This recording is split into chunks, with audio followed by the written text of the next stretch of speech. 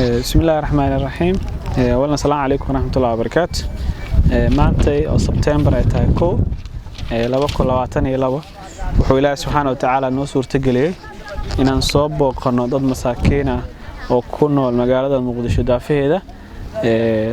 Dadkan oo ah soo qaxay abaaraha iyo colaadaha ka jira wadanka ayaa waxay soo doorbideen soo baneeyeen goboladii ay deganaayeen. waxayna isdhaheen dadkiina walaalaha Soomaaliya dhaxgala si aad waxaad ugu noolaataan oo heshaan. dadkan waxay ka soo qaxeen shabeellada hoose iyo shabeellada dhexe. waxay ku nool yihiin kaam ku yaalo degmada Daynil ay ku nool yihiin gaar ahaan xaafad la yiraahdo Sabya Center. dadkan oo ah dad aad u fara badan gaarayo ilaa 500 oo qoys ku dhawaad gaarayo ayaa waxay u baahan yihiin daryeel caafimaad, daryeel cunto iyo daryeel bulshada ay u baahan yihiin.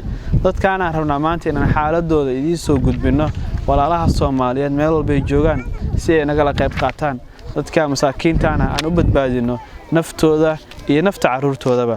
waa dad aad u fara badan waxay ka yimaadeen sida naloo sheegay shabeellada hoose ay ka yimaadeen meel la yiraahdo Qoryooley, Diblaay, Furuqley, Malayle iyo shabeellada dhexe ay ka yimaadeen Xawaadley, Mukaydor iyo Mareere meel la dhahayo oo si la sheegay Mareere dadkii laga soo gubay deegaankoodii kana soo barakaceen.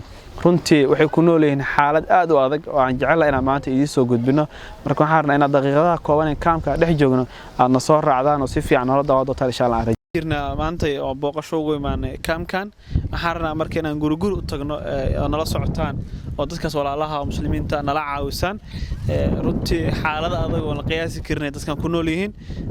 guri intaan awoodno ayaan rabnaa inaan tusaale idin kaga soo qaadno saan idin soo gaarsiino.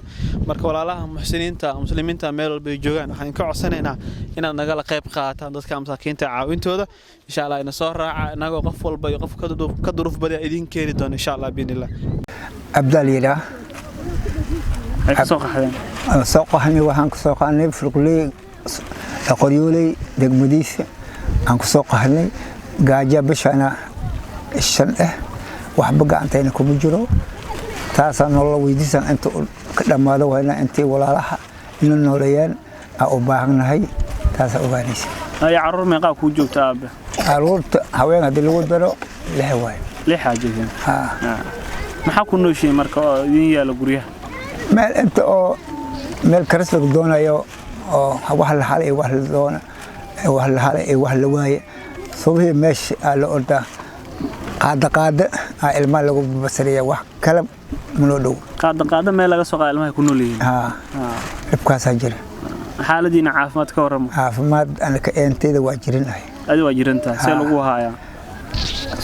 meeshaan iyo hoggo olooshaan gudi aaba gudi ay hayaan. aaba Cabdu soo sheegay waa xanuunsan yahay. xaalad nololeed iyo xaalad caafimaad inta way haystaan.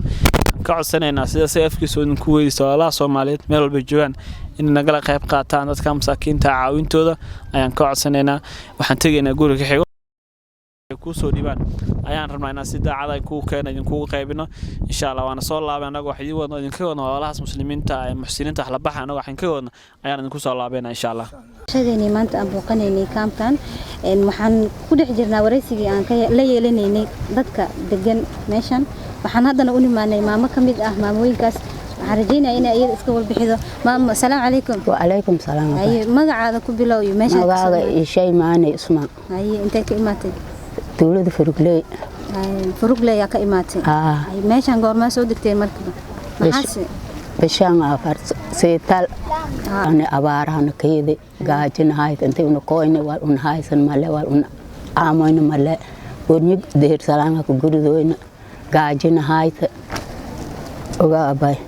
marka maxaa gaajadaas marka laga soo tago maxaa bulshada Soomaaliyeed ka codsanayda in ay maanta idin soo gaaraan? guri leenahay una gaaji iyo una jiri waaba iska jirta ilaa hata gaajina ku daran. صح gaajadaas ay kugu daran sida ay noo sheegtay maamadan waxa ugu daran maanta ay ka cabanayaan waxay tahay gaajo iyo baahiya haydo. baahiduna baahi kasto ay ku haydo cudurku uu kugu soo noolaayo oo u nugushahay oo ku imaanaya.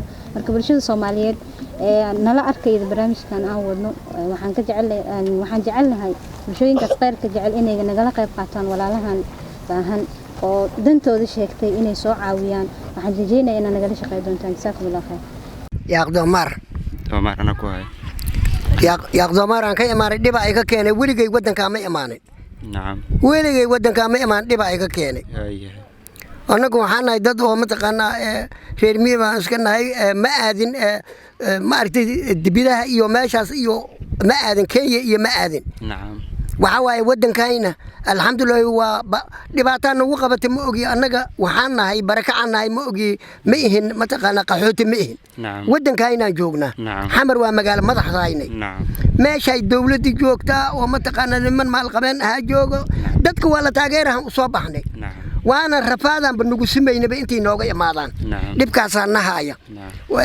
قبوغان جوجل ما هيسنا مالنتي ميل هرسنا ما هيسنا عوضي ميلن قلنا ما هيسنا الحمد لله دبا نكيني ilma iyo mataqaana bilcaan caruur iyo bilcaan alxamdulillah aan soo dhex joognaa annaga in la soo gaaraan rabnaa oo mataqaana muslimaan nahay alxamdulillah Soomaaliya nahay annaka meel kale kuma carin ummadan ku soo cararnay alxamdulillah inay noo macintaan rabnaa welina waxna ma soo gaarin dhowr biriyaan soo soconay inaan la soo gaaraan rabnaa waxaan ka codsanaynaa walaalyaayka oo muslimka oo muxsidka waxaan ka codsanaynaa oo mataqaana culummo iyo mataqaana alxamdulillah culummo diin iyo dawlad inaan la soo gaaro baaba'ana wabillahi tawfiiq